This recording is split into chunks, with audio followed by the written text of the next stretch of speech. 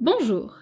À travers cette deuxième vidéo, créée dans le cadre du projet Caremans de promotion santé suisse, vous pourrez appréhender les différentes formes de démence existantes, ainsi que les symptômes comportementaux et psychologiques pouvant être provoqués par un syndrome démentiel.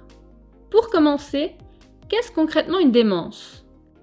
La démence est un syndrome évolutif provoqué par une destruction progressive des neurones au niveau du cerveau. La maladie d'Alzheimer représente la plus grande proportion à hauteur d'environ 60 à 70% des cas de démence. Cette maladie, caractérisée par une destruction progressive des neurones, se manifeste surtout par des pertes de mémoire, mais également par des troubles du langage, des difficultés dans la reconnaissance d'objets, de sons ou de visages familiers.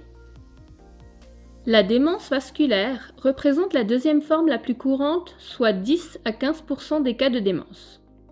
Son origine n'est pas liée à une destruction des neurones, mais à un apport insuffisant de sang au cerveau, comme lors d'un AVC par exemple.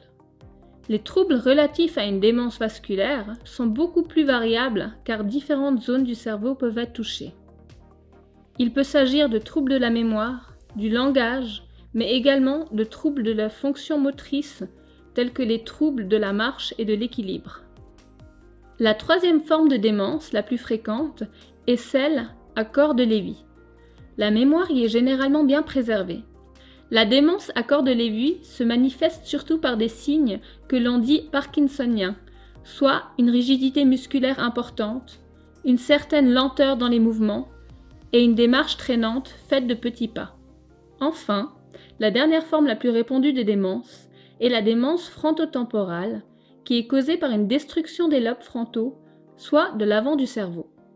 Lors de démence frontotemporale, la personne présente souvent une modification de sa personnalité, comme des sauts d'humeur, de l'agressivité ou encore des comportements d'addiction.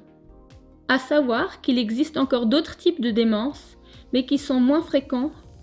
Chaque année, plus de 80% des personnes souffrant de démence présentent à un moment ou à un autre des troubles que l'on appelle des symptômes comportementaux ou psychologiques de la démence.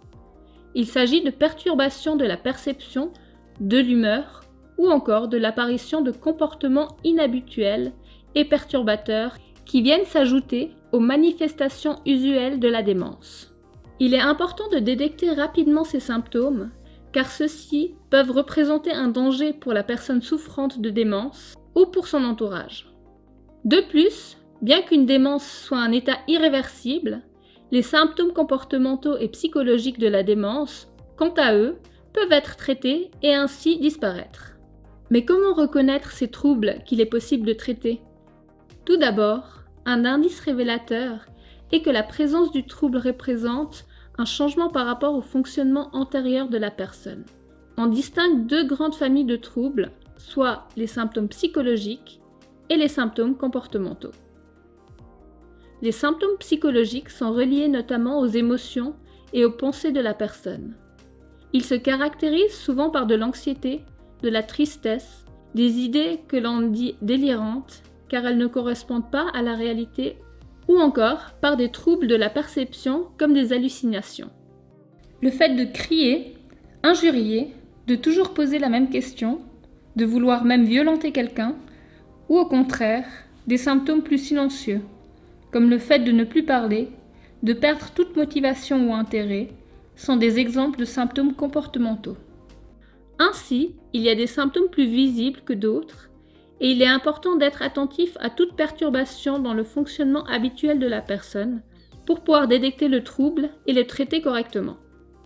Nous vous invitons à visionner également le module 1 sur le vieillissement ainsi que le module 3 sur les actions à entreprendre en présence de troubles de la personne âgée.